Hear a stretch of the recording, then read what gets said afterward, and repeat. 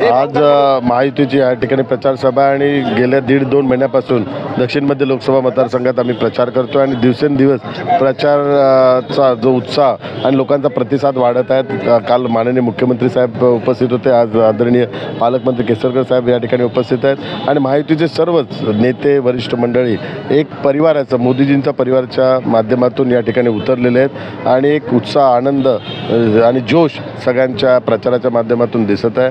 त्यामुळे दक्षिण मध्य लोकसभा मतदारसंघावर पुन्हा एकदा आम्ही शिवसेना प्रमुखांचं स्वप्न साकार करू हा एक विश्वास आम्हा सगळ्यांना आहे।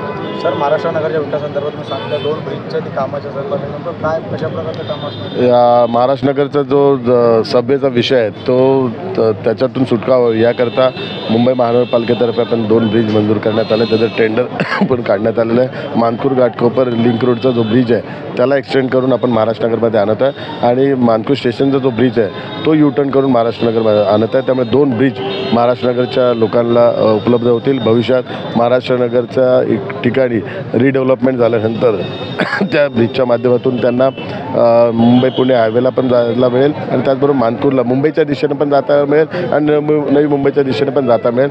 हा एक भव्य कार शेड डेपोचा प्रोजेक्ट झाल्यानंतर लोकांना त्याचा फायदा होईल। चला।